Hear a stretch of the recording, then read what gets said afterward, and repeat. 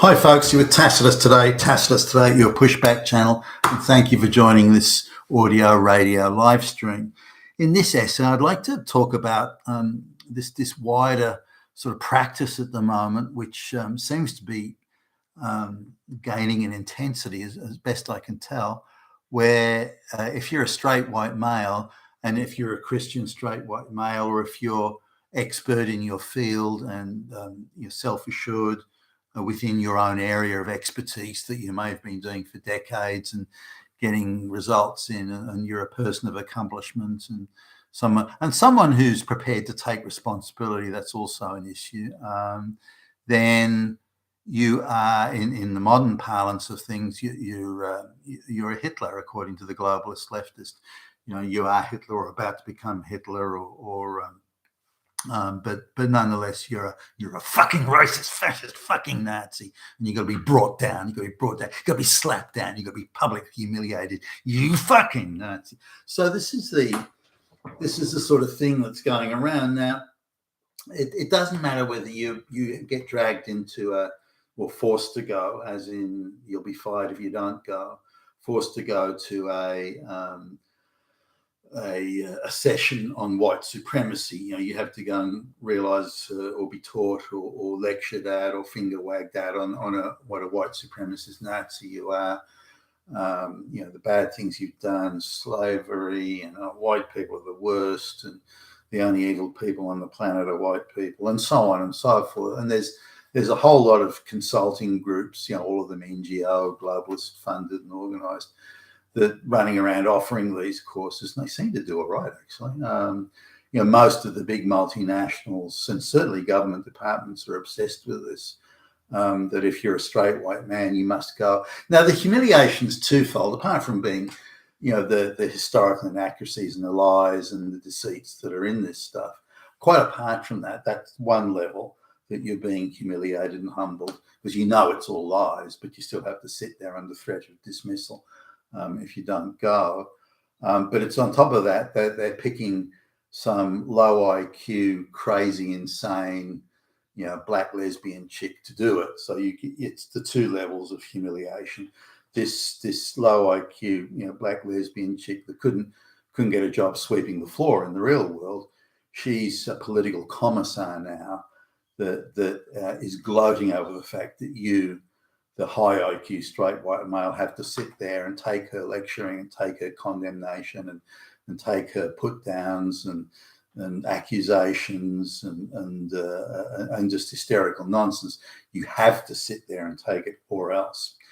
Now, I recall years ago, that the divorce courts used to be able to force men to attend various courses that they called things like anger management and other names that they gave to it, or similar things. And these people had such power that if you didn't attend it, or if they marked you down as not being sufficiently compliant, there were consequences, real legal consequences, up to and including imprisonment, by the way. So the state would decide, well, you're a straight white male and you have to go to these courts. Now, it was interesting that if there was a black or brown guy who was, you know, extremely violent and you know, criminal records, they weren't interested in him. They were interested in going after the middle-class straight white men with no criminal record, with full-time jobs, with, you know, above average income, and those were exclusively, it was them that they were putting in there. You know, the working class guy from the projects and so on, no, we want these guys. So they were picking a class of people that they wanted to humiliate, and that became so one of the guys was forced to go there. His ex-wife claimed, without any evidence, that he was violent or threatening or something like that. So the activist judge, you know, a brazen activist judge, with the recommendation of the brazenly activist prosecutors, okay, well, you got to do, you know, you got to go to a course you got to go to this thing and which he had to pay for, by the way, so you can be lectured on how evil and bad you are and how you better mend your ways, you damn fucking Nazi. So he had to go, and there's this radical activist lesbian who's conducting the course and or the talk, and that is gloating over the idea that she can humiliate these men. There's nothing they can do. They can't just get up and leave, and they're forced to pay for it as well, of course, which is another level of humiliation. They can't get up and leave because all she's going. She was constantly. So this guy was telling me constantly threatening them. You're evil little fucking fucks. Get down on your knees and beg forgiveness for your evilness. And if you don't like it, I'll tell the judge, and you can go to fucking prison. You fucking straight white man. So it was very much a program. Simply the sole purpose of it was to humiliate middle class white men. They weren't interested in the brown and the black guy. It was the middle class white man humiliation thing. Now. This is, I think, a wider. I know it's a wider thing. People being dragged again. The straight white males being dragged into equity and social inclusion and white supremacy and this sort of. Now, if it was real, they wouldn't need to tell lies. And I've got some of the sort of the notes on how to conduct these things that they give to the low IQ black lesbians to lecture and humiliate the white guys, and it's either all lies or just vague assertions. Hitler drank water when he was thirsty. You drink water when you're thirsty. This means you are fucking Hitler. So it's that level of stupidity. And then we say you're Hitler, and you better promise you'll never be bad again, and you beg forgiveness for being Hitler and so on. So it's very much structured around, again, humiliation. Now, we sort of have started to see it over the last 12 months in business, in the business oversharing, where you go to meet and you have these quite young HR operatives that effectively start from the point of view, and they're not related to the actual business transaction. We may already have the contract, but you're required to attend some sort of a session by the HR. It could be the diversity director or some little stooge flunky in HR. They're not always young. They're always female. In fact, I'm just trying to think. I think in every instance they've been female. Yes, they have. And they're radical activists. You can see that, the minute they've stopped talking to you, they'll be out on the street waving climate change placards or misogyny placards or something like that. So they're ideological warriors and hacks and goons and stooges. They're not there to talk business. Now, they're probably don't know what to do when they come up with someone like me that'll quickly pull out the contract and say, hey, you're giving us, there's no material business purpose for this. It's not in the contract. We're happy to stay here and listen to you. I don't say listen to your bullshit, which I should say, but you're going to have to pay for it. If you want us here, this has to be materially related to the commerce, the business at hand. It's not, so you have to pay us for being here. It's not necessary, nor is it in the contract. So they kind of don't know what to do. So they've brought us in to humiliate, because we're all straight white males. They brought us in to humiliate and threaten us and to, you better not put a foot out of place or you'll be done, you fucking Nazi. They want to sort of do that type of crap. I won't have it. Nor will I have vague assertions that either I or one of our contractors or employees did something or said something inappropriate. Okay, what was it? Oh, we're not at liberty to say. Okay, well, where was it? On what date? Where did it happen and who was involved? We don't have to tell you. All we have to do is say that it happened. And it's now all your fault, all your responsibility. Consequences are all on you. And so now, I'll again, then I carry the contract with me. I'll whip it out. Okay, well, the contract specifically says, and if you want to talk about this in front of a judge, then okay, let's do it. But the contract says this: you are in contravention of a legal contract that your officers have signed. Where do we go from here? You tell me. And well, if you're going to be like that, why don't we just drop the matter or forget about it? So fine, okay, if that's what you want to do. So a lot of this stuff's bluff and bluster, and high-handed, ridiculous ideological threats by snot-nosed little punks that even though they may be in the body of a 30-year-old, they're still 13 years old. So, but this is increasing. We're constantly being dragged in for moral lectures that have nothing to do with the business. Nor do they tell us that. We just need to talk to you about how to conduct the project. They don't even tell you. And you can tell from that, and I can see it coming now, but you can tell from that it's illicit. So they drag you in to give you these moral lectures to effectively say you're Hitler. They also try and bait you to get you to say something like, "Oh, you silly little bitch, why don't you shut the fuck up?" Gotcha. So it's a baiting and gotcha type setup as well. So always knew you're a Nazi. There you go. So you have to be aware of that and just be a little bit cautious. The other thing is that increasingly now they're demanding to know your social media. Now, we're very particular about it, so we make sure we don't have a social media footprint that's available for scrutiny. No Facebook accounts, that sort of stuff. And we don't make political postings on business sites, so there's really nothing to see. Now you may say, well, that's a good thing. These people are apolitical. They're not making political postings.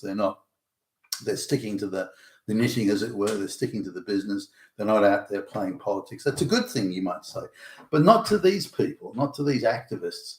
They want to know that you're not necessarily that you're pro, I don't know, you favour Orange Man or something, but they want to know that you're on board exactly with their stuff.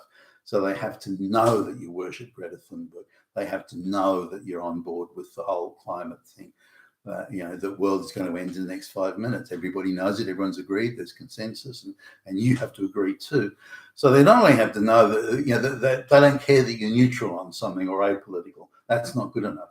They want to know that you're fully on board. They want to see your posts that says Orange Man bad. They want to see your post that says climate change is the biggest issue of our times. They want to see your post that says we are sponsors and supporters of LGBTQ. Now, we've had questions on those lines. Do you sponsor or support any LGBTQ causes, or do you donate to NGOs that support importing black lesbians from Africa into the West? They want to know. They ask this. Now, my response, or our response, is, well, we're not involved in politics. We're here to do a job. Oh, well, it's part of our policy that we need to know where you stand on these issues. Well, no. Well, again, out comes the contract. It's not a requirement; it's the contract. It's part of the contract. So, if you want us to do sort of separate things on that, we'll submit an invoice for that, and the cost will be X. Our rate for doing that sort of work is such and such. So, please give us a purchase procurement order, and we'll go from there, knowing that they have to get that signed off, and they can never get it signed. So it's all a try on and a bluff. But more and more, we're going to meetings where the intention of the meeting is that an ideological hack girly is there to humiliate us now, or attempt to it, or form of humiliation. I mean, maybe humiliation is too strong. Degradation, perhaps, might be a better word, to try and degrade us. But the starting point is, well, you're straight white males, you're Nazis. You're self-assured, you're skilled, you're confident, your accomplishments. That's double, triple, quadruple Nazi there. I mean, fuck, you arrived to the meeting on time, quintuple Nazi. And so on it goes. And their job then is we're going to bring you down, you Nazi motherfucker. And that's generally that. Now, they're not sure how to go about it, and they're way out of their depth. They're way out of depth. But we have to be a little cautious. We can't, just slap them away, because we've got business we want to do there. We want to come back and do business, tomorrow and the next day. So we have to be cautious. There are limits to just how much we can. So we have to be very polite and very firm, and very clear. Now, here's the contract. This is the contract. This is the legal obligations we all have, you and me. And then, if you stay firm on that, you can get them to back off. But they do it with some reluctance and some annoyance. Their attitude is, well, you Nazis, you're getting away with it. We were going to really rub your face in. You're getting away with it just by quoting us laws, white man's laws, Nazi laws. They go in that direction on it rather than see the law as something that protects everybody. They can't comprehend that. So laws have to be partisan against straight white males. So it makes you, well, it doesn't make you wonder, what they're being taught in their HR courses and their gender studies courses and so on. But I see this as a wider issue. And I was talking to a CEO not that long ago where, and he's a straight white guy, by the way. He's very much on board with the globalist thing. And I think he's just a flunky stooge, like an affirmative action stooge that's been appointed by a BlackRock type equivalent because he's just a useful little stooge fool. But he was talking about they'd hired some guy to do something. So I think it was some engineering job. And this CEO didn't dispute this guy was very good at his job and highly qualified, and they needed that. They figured to get whatever done they needed to get done, but they didn't like his self-assured, confident manner. So I questioned, well, what do you mean? Like he's arrogantly bragging and slapping people around, or saying everyone else is an idiot, or something. Like, oh no, none of those things. He's a well-behaved guy. He's just like really confident, and we all hate that. And because he's a straight white guy, really confident, then that makes him Hitler. And so they devised this guy devised a manner in conjunction with HR. Apparently, it was HR suggestion. So the girls in HR decided, we know how to humiliate him. And there was they had on in the HR department some sort of radical leftist feminist, nose piercing, the whole thing. And they said that he had to report to her once every few days on the progress, on his work progress, or something like that. What he was doing about how he was helping the diversity of the department he was in, or something like that. So they said, well, you have to sit down in front of this low IQ, multi hair color, pink hair, nose rings and everything, lesbian, and for the sole and it wasn't devised because he needed to report or anything. It was, the whole thing was devised simply as a vehicle to humiliate him, which was insane. But these are the lengths that they're going to, and these are the sort of things that happen. And I think most of the things that we see around us today are designed not to better society or improve it, but simply to humiliate white people. And you saw this in the ideologies of, say, how the Soviets and the Chinese communists, how they humiliated people that they perceived were capitalists. They would get the most vulgar, low IQ, brutish people they possibly could, and fill the prisons up with political prisoners and make those low IQ, brutish people the prison guards, with instructions to humiliate at every opportunity. This was considered to be part of the re-education process. And I think we're seeing the same thing today. You've been with Tacitus today, your Pushback channel. Thank you for listening.